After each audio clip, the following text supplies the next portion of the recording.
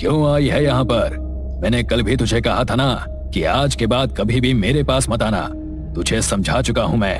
मत जा उसके पीछे, बहुत पछताएगी, बर्बाद कर देगा वो तुझे। आप मेरी चिंता मत कीजिए बाबा, बस मुझे उसकी सिद्धि का मार्ग बता दीजिए।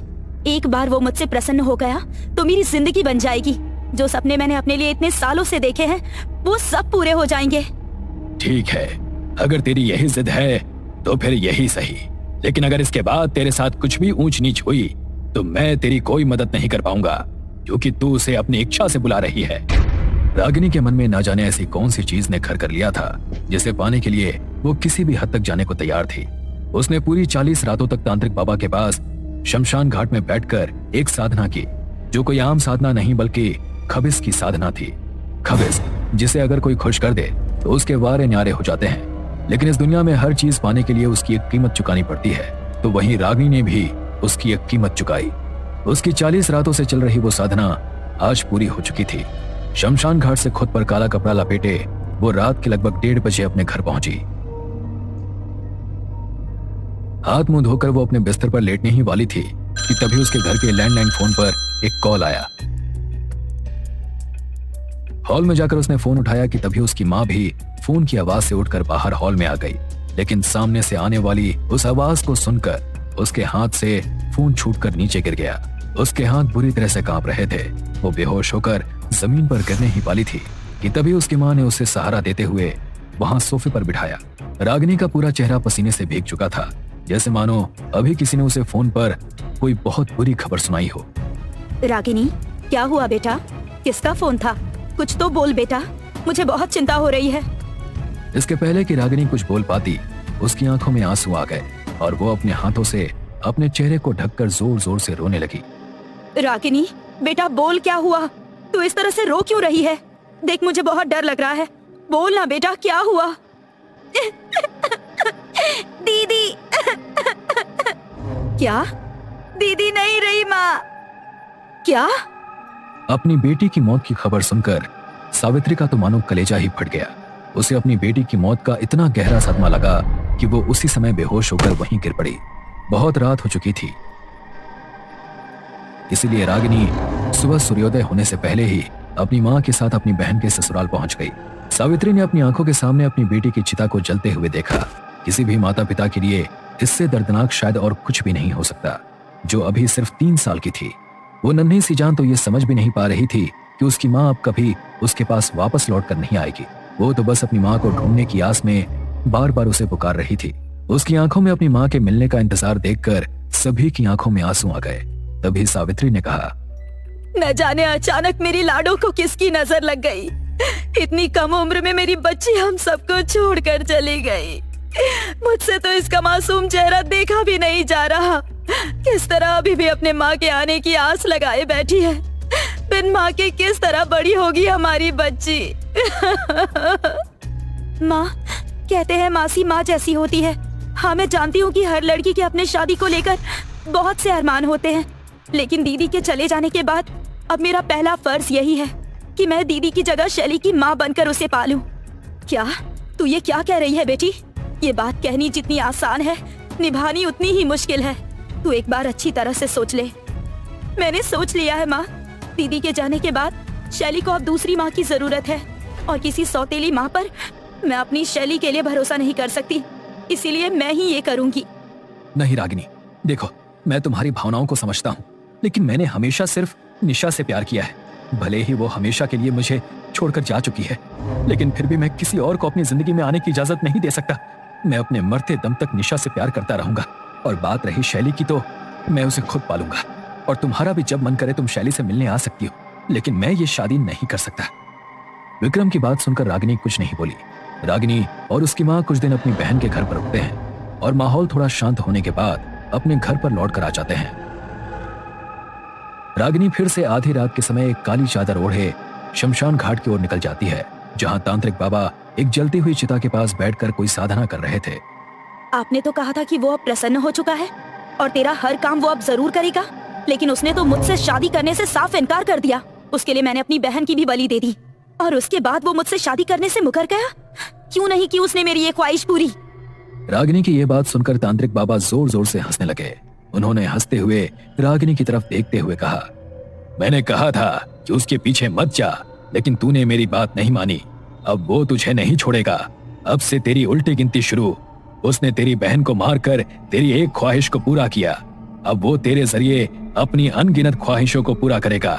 अपनी जिंदगी की भीख मांगेगी तू उसके सामने, लेकिन वो तुझे मौत भी नहीं देगा। ये सब क्या कह रहे हैं आप? मुझे तो लगता है कि आपका दिमागी संतुलन ठीक ही नहीं है, इसीलिए कुछ भी बोल रहे हैं। आपने ही मेरी साधना में कोई कमी छुड़वाई, इसीलिए ये सब हो रहा है, वरना ऐसा नहीं होता। मैं किसी और के पास जाऊंगी और साधना करूंगी। मैं शैली को भी अपने रास्ते से हटा दूंगी, वो जरूर मेरा होगा। रागिनी इस तरह से तांत्रिक बाबा को ये सारी बातें बता रही थी जैसे उसके दिमाग में इस बात की कोई सनक सालों से भरी बैठी हो। अपनी बहन के पति को पाने के लिए उसने खबिस को उसकी बलि लेने के लिए कहा, लेकिन खबिस हर चीज की कीमत जरूर लेता है।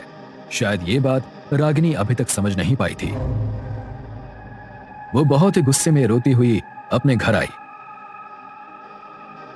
और चुपचाप अपने बिस्तर पर जाकर लेट गई। वो मेरा होगा, वो जरूर मेरा होगा। रागिनी ये बड़बड़ाते हुए अपनी आंखें बंद करके लेट गई। तभी उसे अपने कमरे में अपने बिस्तर के पास किसी के कदमों की आहट सुनाई देती है।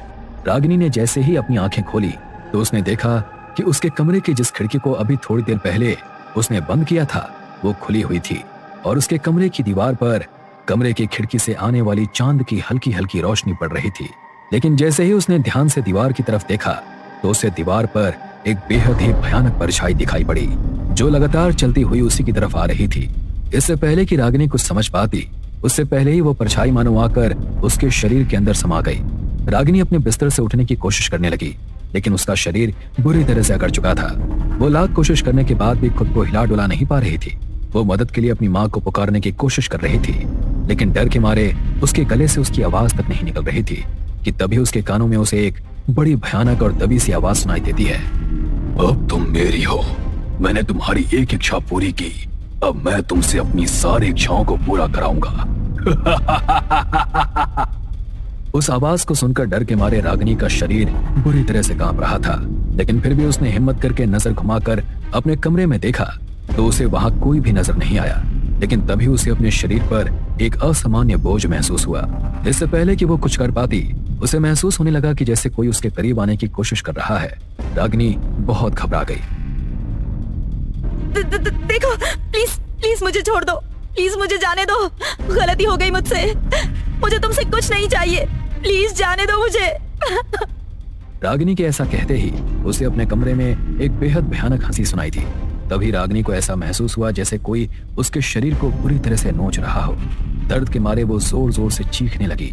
उसे लगा कि शायद उसके चीखने की आवाज सुनकर उसकी माँ उसकी मदद के लिए उसके पास आ जाएगी, लेकिन हैरत की बात यह थी कि उसकी चीखों की आवाज उसकी माँ तक पहुंच ही नहीं पाई। वो पूरी रात इसी तरह दर्द से बिलखती चिल्लाती रही और दर्द के मारे कुछ ही घंटों के बाद वो बेसुध हो गई। उसकी खिड़की से आने वाली रोशनी जब सुबह उसके चेहरे पर पड़ी तो उसकी आंख खुली। वो सिर्फ एक कंबल से लिपटी हुई थी। उसे अपनी हालत देखकर खुद पर तरस आ रहा था, लेकिन ये सब जो कुछ उसके साथ हो रहा था, इन सब का कारण वो खुद ही थी। उसके पूरे शरीर पर चोटों के निशान थे, लेकिन ये सब महज एक रात के अंदर होकर बंद नहीं हुआ। उसके साथ अब हर रात ये हादसे होने लगे। वो 6 महीने से ये सब भुगत कर अब थक चुकी थी।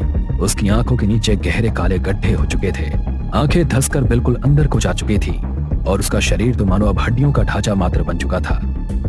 उसकी माँ भी उसकी ऐसी हालत देखकर अब अंदर ही अंदर खत्म होती जा रही थी। बेटा, आखिर कुछ तो बोल, तेरे साथ ये सब क्या हो रहा है?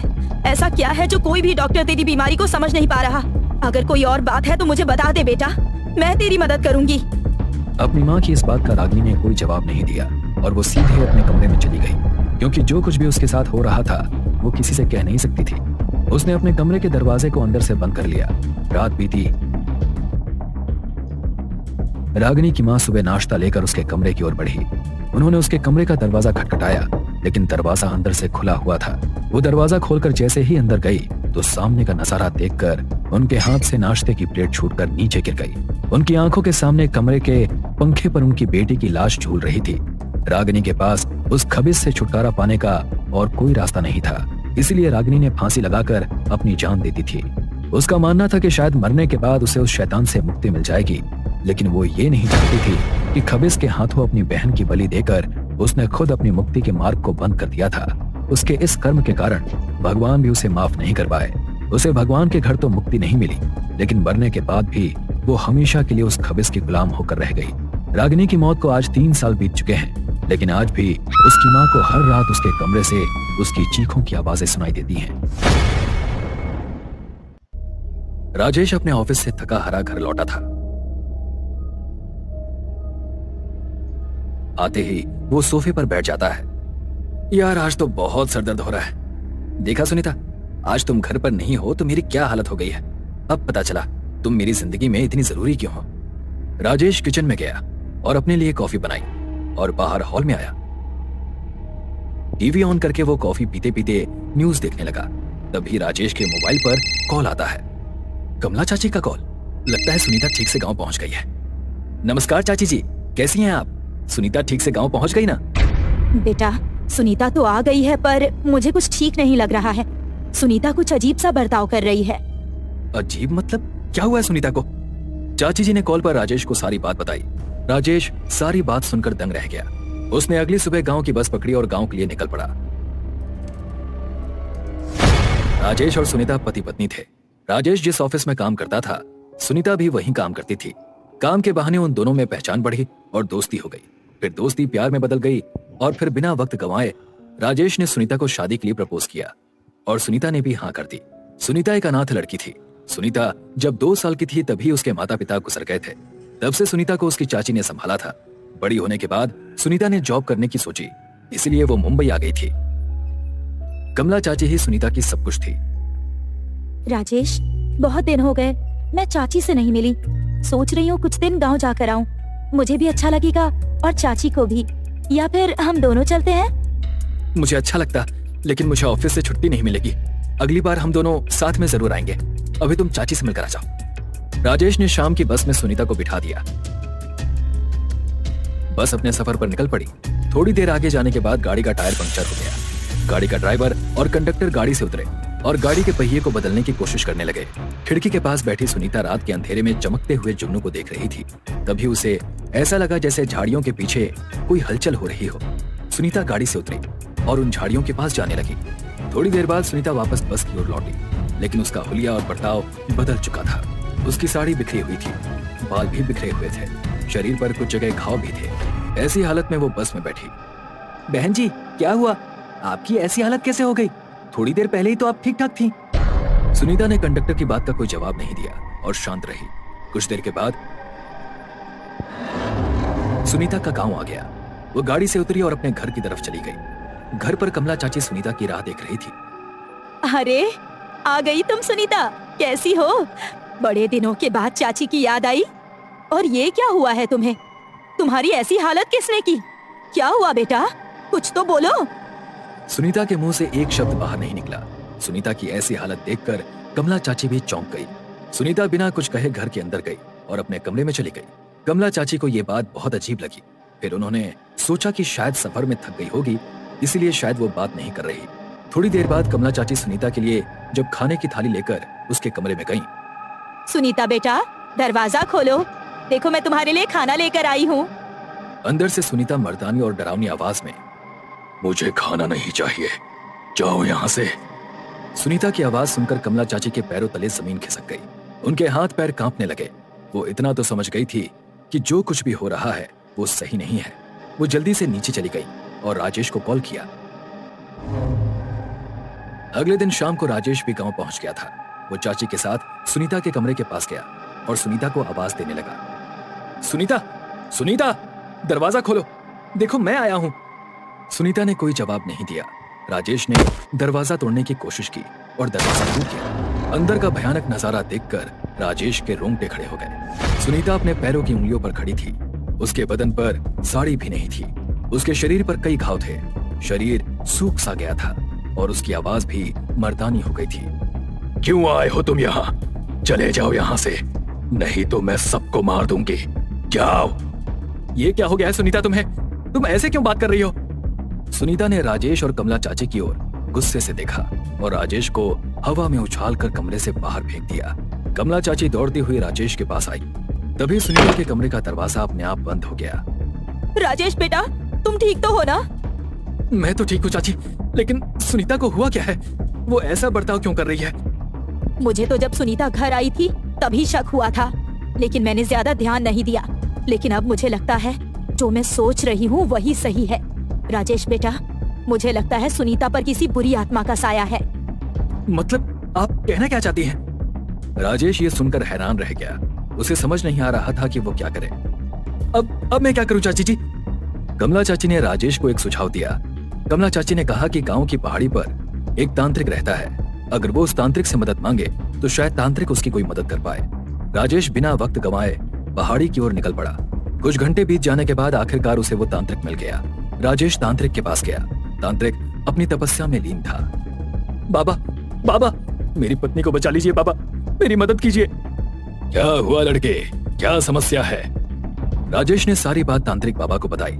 तांत्रिक बाबा उसके साथ चाची के घर गए। उन्होंने दरवाजा खोलने की कोशिश की, मगर दरवाजा अंदर से बंद था। तांत्रिक बाबा ने अपने कमंडल से पानी हाथ में लिया और दरवाजे पर फेंका। दरवाजा अपने आप खुल गया। साथ ही अंदर से सुनीता की जोर से चीखने की आवाज भी आई। तांत्रिक बाबा, चाची और राजेश अंदर गए। क्यों आए हो यहाँ? तुम्हारी हिम्मत कैसे हुई यहाँ आने की? कौन हो तुम?